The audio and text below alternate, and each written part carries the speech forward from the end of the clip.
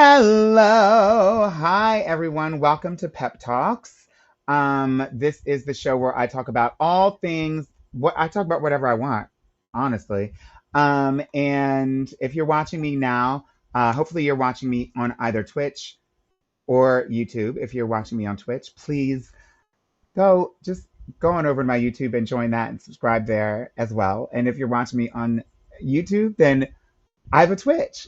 Subscribe to my Twitch, whatever. And if you're watching this on Instagram or Facebook, then you're obviously seeing it after the fact. So I'm so excited to have this. First of all, to be back with y'all. It's been a minute since we've done a pep talks, and I figured it's high time. I got a lot of great things to announce and a lot of wonderful things that are upcoming. I took a little bit of a break over the summer because I was in a play and I was filming season 2 of Survival of the Thickest on Netflix, which comes out. But now I'm back, and there's a bunch of podcasts that I'm super excited about. This is my own, obviously, but I have one with Bob the Drag Queen. I have another one that I have yet to announce, which will be coming out soon. So please, whatever you're watching me on, if you're watching me by happenstance, like, make sure you're subscribed so that you can catch all the new developments that I have for you. Now, listen, you'd have to be living under a rock if you did not, if you have not been hearing about or something about the upcoming election and all of the changes that have been happening this election season, which have been quite dramatic. We had an assassination attempt. We had a president to step down. It's just been wild, and we still got 2 months. The point is voting and elections. That is a big topic of conversations everywhere. And most people are talking about the presidential campaign. And obviously that is going to, take up most of the airtime and most of the conversation. And while I do think it's crucial and important that A, we vote, B, we vote for those who have our best interests, um, I I do believe that one thing that's not often paid attention to enough are things like the midterms and the local and state offices and campaigns that are often also happening at the same time as the general election. And so, one thing that I know to be true, that while it would be great to have a president in office, someone who will, you know, pay attention to and have the interests of the LGBTQ plus community at heart. Um, I think one thing better than that would be to actually have LGBTQ plus elected officials all over, everywhere. Out queer president. I'm ready for it. Uh, but in the meantime, since none of those folks are our candidates right now, um, it's important that we pay attention to any and every opportunity when we have an out LGBT person running for office. And we've had some historic moments across the country to celebrate. I believe that there's more elected officials who are part of the LGBTQ plus community now more than ever. And one of those people who is running for office is someone who I actually served on the GLAD board with as one of two out trans women at the time. And I'm really excited to bring her to the stage here for Pep Talks. She is an amazing human being and also an award winning author, a professional development and leadership educator who's running for state house. And wait until you hear which state. Okay, with a background in financial services and advocacy for small businesses, she brings a unique perspective and dedication to serving the people of her state through leadership roles in various organizations and unwavering commitment to social progress. She is committed to addressing key issues and reproductive rights, property insurance rights, and the property insurance crisis, excuse me, and the empowerment of small businesses across her very shiny and sunny state. Um, I'll allow her to tell you from directly from her mouth. which state that is, because that is a gag when you hear that it's an historic run of an out trans woman in this particular state. But in the meantime, I would like you all to please help me welcome to the stage, without further ado, the fabulous, the gorgeous, the lovely, the delectable Miss Ashley Brundage. Hello. Hey, Hi, Ashley. hey, how are you? I'm wonderful. Thank you so much for joining me on Pep Talks. I know everyone needs a pep talk these days. We all need it now and again, every now and again. Uh, so now I told everyone all about you, but I didn't tell them what state you were running in. Now, for those people who can't see, there's a sign behind them. So, but I would imagine there's still some people that don't know what state that is, unfortunately. Yeah, Mm, yeah, and some people may think that I'm like pro gun rights or something. yeah, I don't know. yes. Who knows? Hey, stranger I, things, I mean, stranger things. I do have a designation from my good friends at Moms Demand Action as a gun sense candidate. Uh, Okay, and okay, and I think that given our times today, I think that's definitely something worth bringing up because absolutely. in the state I'm running, because I'm running for the Florida State House of Representatives. And shockingly enough, we think about this state of Florida. We have some pretty draconian laws that we've been passing lately, which is pretty interesting. And not only am I running for the Florida State House of Representatives, but just 2 weeks ago, I actually won the first ever time anyone from the transgender community has ever won an election anywhere on Florida on any level for the whole state's history. I won the Democratic primary with 81% of the vote. Well, honey, congratulations. That is so, I mean, that's amazing. So congratulations on that. And now that means you have an opportunity to run in the general, right? Is that how Correct. that works? Yes. Okay. Yes. I earned it. I earned it. Yes, you did. Oh my gosh. Okay. Yes. So now why don't you, I'm looking here to see if I can get these comments up. Um, what are your, first of all, why did you decide to run? That's Oh, the first question. Like, yeah. what brought you into making the decision, I'm going to run for office? Yeah, well, I was actually approached and asked for the last 10 years at various times to run for Mm, office. I worked in the banking industry, and the bank I worked for had a resign to run rule. So that meant that I would have had to have no job in order to then run for office. mm. And so that was really scary for me. And I wasn't in a position where I could, not have an income because we know in our community that it is hard to find employment. And I was lucky to find employment as an out transgender person and then work my way up to be the national vice president for a big bank. But let me just tell you, to be in that scenario and then have to give that up and have nothing to fall back on was going to be really tough. And so I built Yeah. my own company doing leadership development, training, and Mm, resources the last 2.5 years. And mhm, then I was thinking about leaving Florida because I was watching on the news this year from the Florida state legislature after last year's debacle of passing a bunch of anti-LGBTQ bills. Then this year they passed a trans erasure bill where they actually literally are penalizing any kind of medical professional who might be prescribing health resources for people in the community, and then I'm watching on television, and then what my future coworker Webster Barnaby goes on there, who's a state legislator who probably is going to win re-election, and he goes and says that I feel like this is the demons, mutants, and imps walking around here with this transgender I community. saw that. I remember that. And I And was he like, said what that. on earth?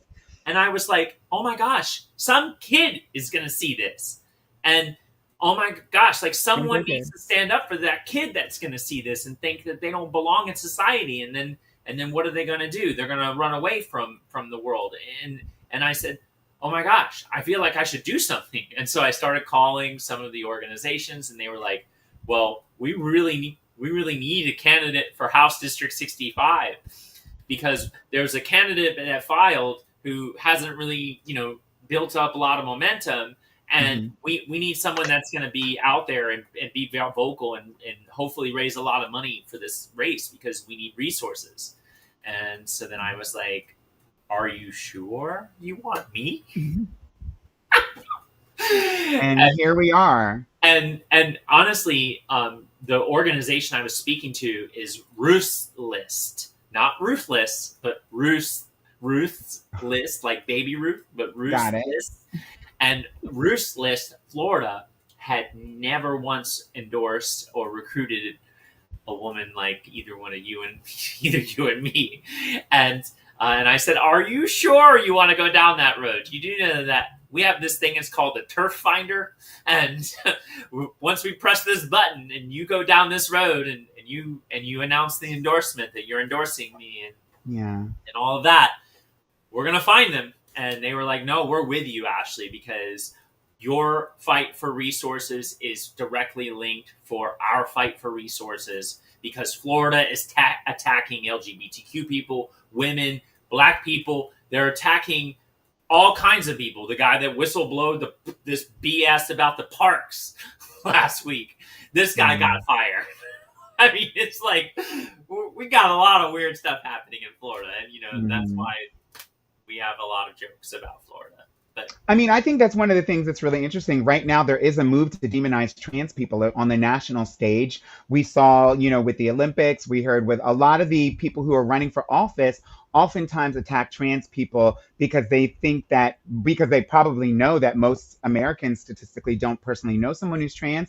And they also, there's no, like, if when they say something on some news program, there's never a trans person there to rebut them or to say actually that's not true.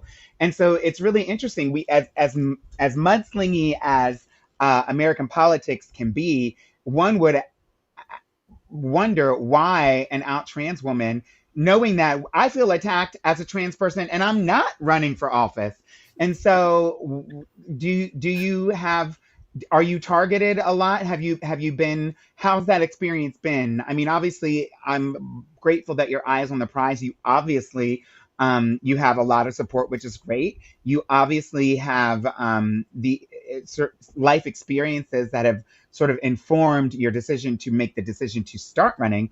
But how has it been? Have you had any, has it been mudslingy? Have you had to get to drag and read anybody yet? yeah, well, this was part of the other reason why I said no for all those years is that I have two kids. So I'm a mom. I have a 17-year-old and a 19-year-old.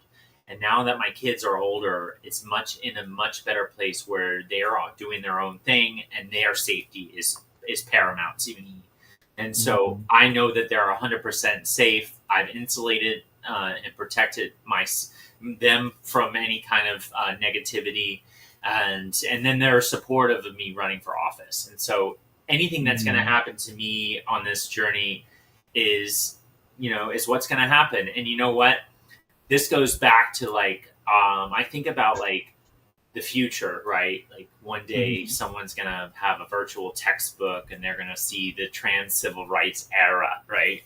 And they're gonna see people like you and I who are out there like making people uncomfortable just by living our lives and doing things Mhm. that normal people do. If someone said that the trans community is half of 1%, so then statistically speaking, with 22 million Floridians, then that means there could be an estimated 120,000 transgender people who live in Florida, half of 1%.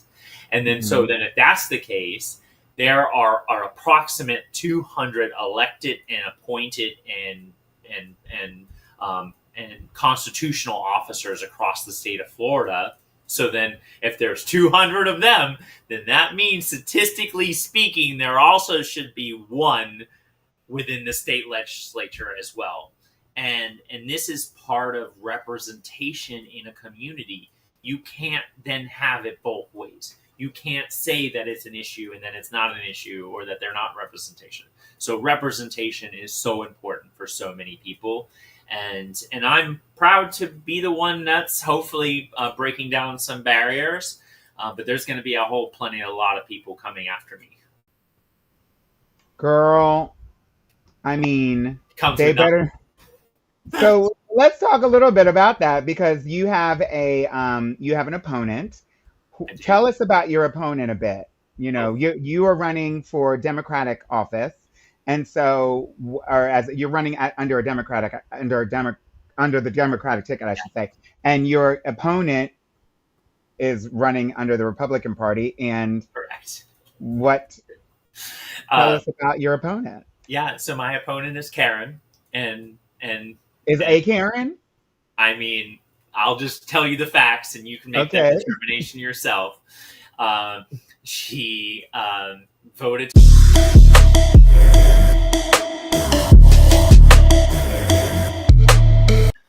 She She voted voted to to do remove. what? Say that again. Yeah, she voted to remove heat restrictions for workers. She voted to remove child labor laws to benefit corporations.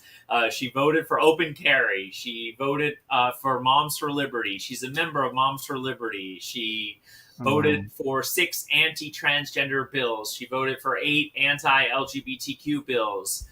By the way, all of those passed. Everything I'm mentioning, these are things that have passed that she voted for. Hmm. She voted against climate. She voted against sensible gun laws. She voted, I mean, literally. And then my favorite one is that she voted for a $1 billion bailout for the insurance industry with no accountability and no strings attached. And then she had the audacity last Monday to go on the news on the same program that I was on and say that she held 3 town halls to address the insurance crisis with a consumer insurance advocate, 3 town halls, and that she maybe is going to fix it next session. Is that not true? Okay, so she didn't actually do those things. She didn't actually hold the town hall. She had 3 town halls. Yes, that's what she said that she did to address the insurance crisis. She didn't mention that she created it. This your insurance crisis. You know, I mean, I think it's really interesting. You know, I think it's people really do. I know that a lot of the things that people are focused on when it comes to this election are like a lot of things that have to do with type of people and identity and who's from what or who is what type of person, that type of person. But the when people always talk about the kitchen table issues that really matter, these everyday sort of quality of life issues that matter, the truth of the matter is so many people are like saddled in medical debt, regardless of what party, how regardless of how they vote. A lot of people are clearly not able to make ends meet, but the question is, why are they not able to make ends meet? And medical debt is a huge part of that. And so when we talk about being able to mobilize and sort of you know address those issues, we need to make sure that we're electing officials and candidates and folks who actually have that in their platform. And then if they have been in office, to see how they've already voted.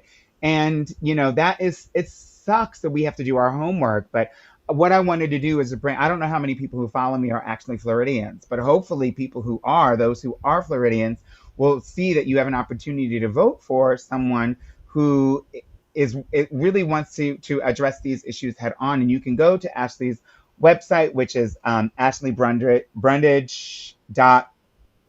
I have it right here. Is it just Yes. .com? Yes. Oh, I bought that AshleyBrundage.com. Yeah, website a long time it's ago. so easy. Yeah. Good on you. To get a little bit more about her platform, and also donate. And you can go to the link that I have here that I'll put up in just a second to actually support financially, because it's important that we support our candidates not only in sort of rhetoric but also financially, because it's expensive to run a campaign, I'm quite Sure sure. it is. And so please make sure you go and support. I'm going to put this up here right now. Yeah, and one thing about that too that's really helpful for people to know is that regardless of where you're watching from, if you're in the U.S. and you're over 18, you can go onto the Act Blue website there and you can donate. Yeah, you don't have to be a Floridian at all. Anybody in the world who wants to give can give. That's the simple end of it. Yeah, You don't which have is to be in a lot of people Florida. don't know that. To Uh, vote, you have to be in Florida, you but not to only have to give, be in vote for Florida, you me have to actually be in my in your district that town, I in your live in district. Florida, which is like, Wow. So, which is, for those of you that are watching this who want to be supportive, chances are the only way that you'll be able to support is to give financially, unless you live in her district. or Um, if you you also can go to our website at ashleybrundage.com and you can volunteer. People can volunteer from anywhere in the world, actually, because Nice. we'll sign you up for a virtual phone bank and you can call the voters in the district. So that I also love is that. something that can be Well, done. what are some of the barriers to being just a candidate versus being a trans woman candidate? Are those exactly the same thing, or do you think that there's some Oh, barriers that they you'd like are to see not overcome? mutually Tell exclusive. us about it real quick. Oh wow.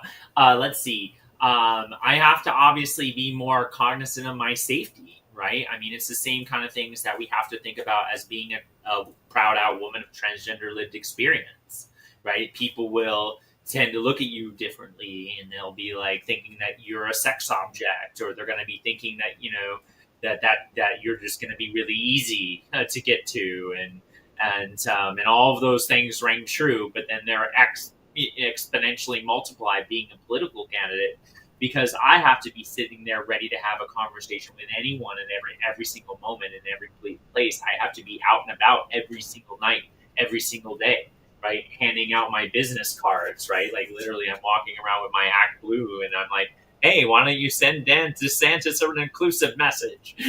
Right? And so in that scenario, it's exacerbated somewhat, and Hmm. I mean, I already got hate mail and stuff because of the whole run-in that I had with the Ron DeSantis award thing that I got, and so I was already getting some hate mail and negative stuff. But you know what? Also, I get a lot of positive messages from people too. So I think that Hmm. that's something else that people don't even realize, is that there's so many people that are passionate about that. And then last thing I'd probably add too is that as a trans candidate running for office, is that my opponent has already worked into their script from calling people, and they're saying, "Well, hey, did you know that that her opponent is transgendered?" And that's not Oh, a word, wow. but that's literally And that's literally what they're saying. what they're already working that into the script, which is potentially Surprise, surprise. a I mean, solid, because, that's a solid yeah, Karen like move. trans is synonymous with just bad, right? I Not mean, human, not an American, not a Floridian, just bad. I know, but Um, Pat, this is like, could you imagine like if someone was calling you and saying, "Oh, but did you know that her opponent is black?" Or did you know that yeah, her no, opponent I get it. Like is that's what I'm Hispanic? saying. I Like, do I do remember a moment in time when being someone describing someone as black was like, that doesn't mean that's the color of their skin. That means that they are a bad person. And then you don't want to vote for a bad person.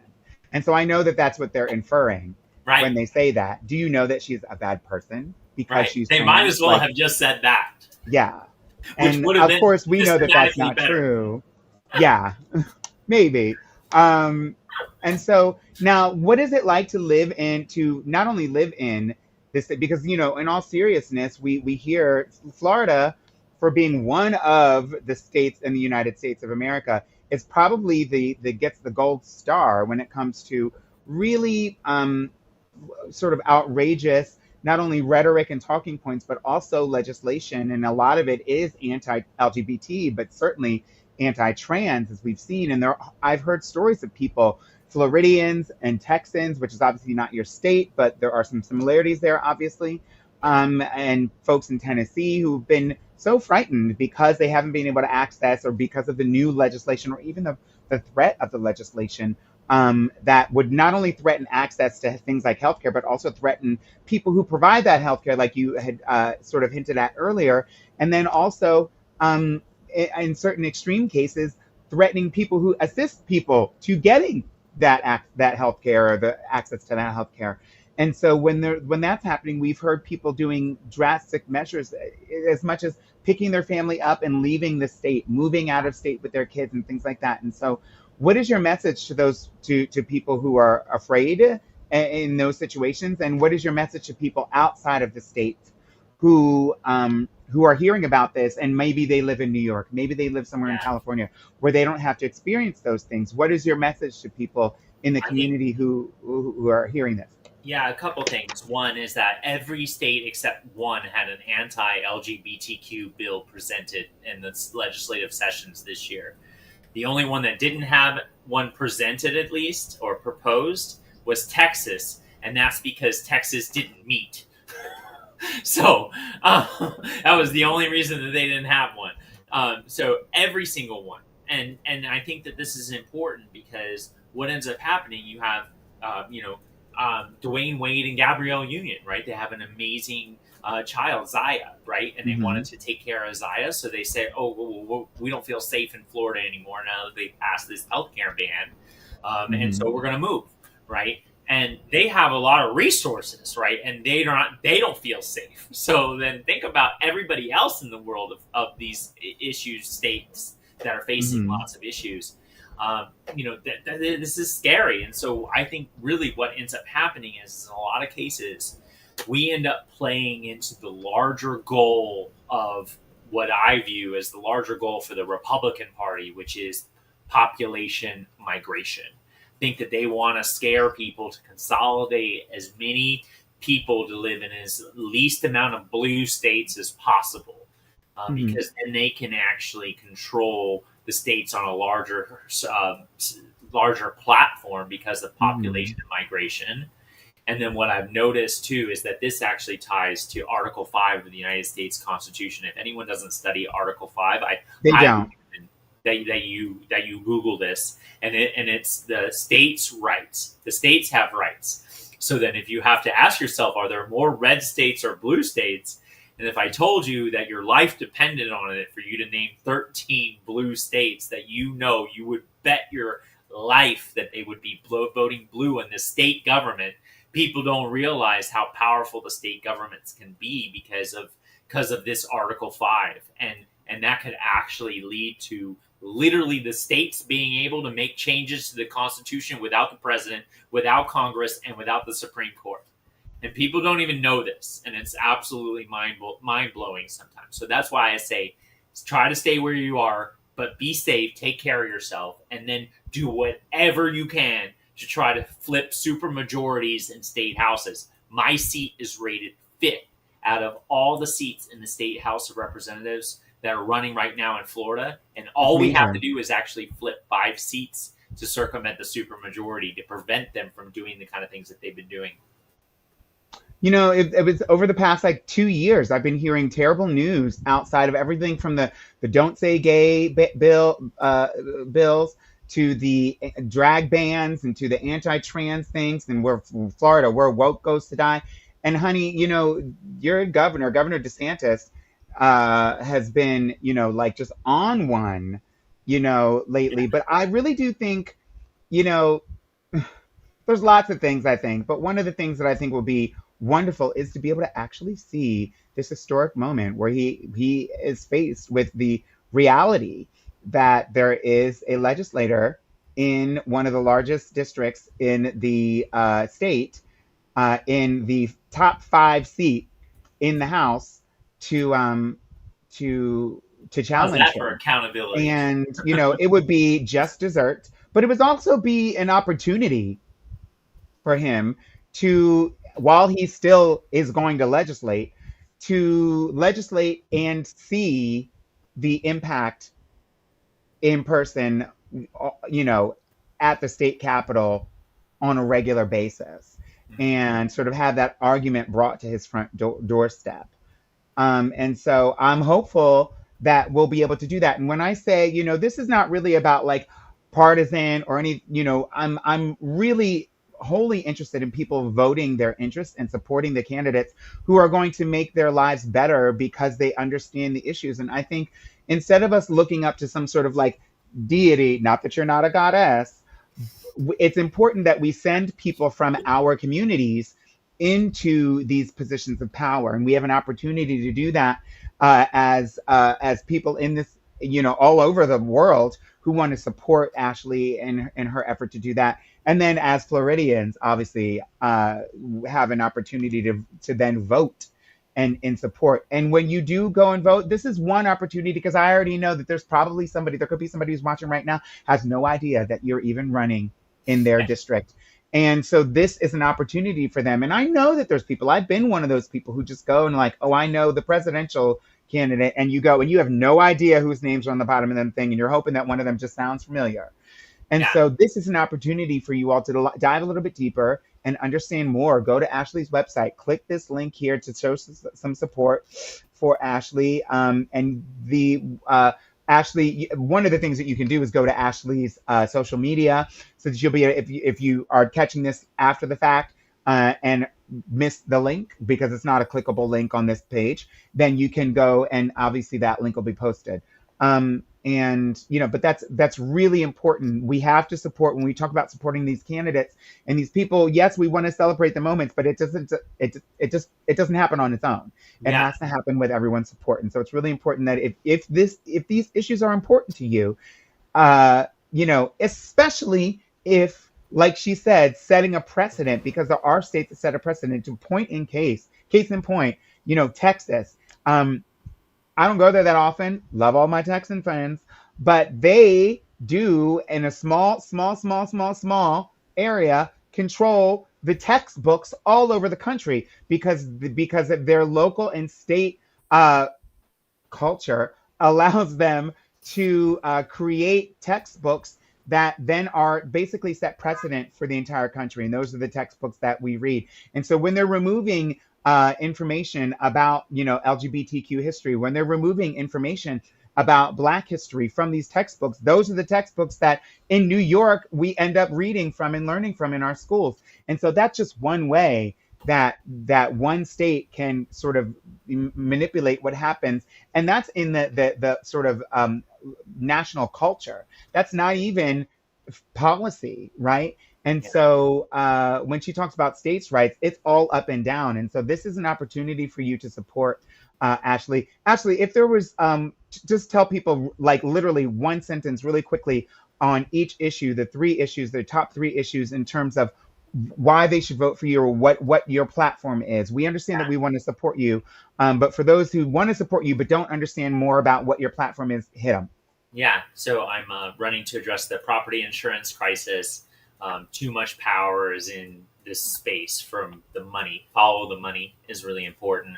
But what happens a lot is that we don't give creative ways for insurance companies to mitigate their risk. And so I actually have a new plan that's going to help them mitigate their risk by expanding the geographical region for the property insurance crisis. So that's one. And then the second thing that I'm running on is getting the government out of making decisions about people and their lives, which is a catch-all, of course, for reproductive rights for women.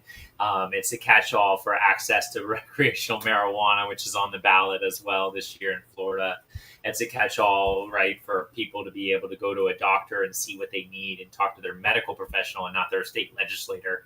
And then the third thing is to provide economic empowerment for small businesses. This is a big part of actually literally what I do. In fact, I actually literally wrote a book on empowerment for businesses called Empowering Differences. It's how I became a best-selling, award-winning author. And so I plan to do that. I've done a lot of advocacy work for empowerment of business owners across the spectrum, not just LGBT business owners. I actually got veteran-owned businesses added to the city of Tampa as procurement opportunities for them to grow their businesses. So it's And one of the things that people, this is just like a sort of really conversational and anecdotal, not to attack any platforms at all, but when we hear so much about taxes and businesses, and usually the policies that are put in place, that sometimes we end up voting for ignorantly, honestly, are the ones that benefit large businesses, that ultimately harm small business. And so I guess what people, the definition of a small business is not Amazon. Like, no, let's be, no, although businesses as big as Amazon sometimes find a way to find through certain loopholes and then sort of somehow miraculously define themselves as small businesses. But we saw that over the pandemic, there were large businesses that were getting access to the loans Yeah, that they were using to save small businesses, and then small businesses were shuttering. And so if we have a candidate in Ashley who is wanting to actually address and help small businesses, and that's another reason why people should, sort of pay attention to that, because this is not. This is an opportunity to actually do that. And there are we're talking about small businesses. We're even talking about individuals who have their own business, like one person, two employees. That's yeah, a small business. like my business. Yeah, exactly. Yeah, Um, and so I really do. I'm just really grateful that you are able to come and join me on this yeah. chat. That's the first thing. I'm grateful that you are running. I encourage more out queer people, and especially folks of trans experience, to allow our voices to be heard. And that's what it's all about when I talk about trans empowerment and uplifting trans individuals. And that's one of the main reasons why I wanted to bring you on, because I think that you're doing something that is really it will benefit the community. It will benefit everyone. But the fact that you're doing it means it's also for those who are in the community, and those who care about those who are in the community. And so, again, if you are listening to this and you are interested in helping and lending a hand, you can go to Ashley's website, which is ashleybrundage.com. You can go to Ashley's social media, which is Ashley T. Brundage, or you can also go to this link here that's on the screen to support, regardless of where you are, whether you're in Florida or not. You can go to this link here and support financially, because that's one of the things that all campaigns need, is the financial support. And then you can also do, if you don't have any money, you can also do things like volunteering. Just go to the website and find a way to support. If you want to support, you'll be able to find a way. And I'm really grateful for those of you who are in the chat, for those of you that made comments.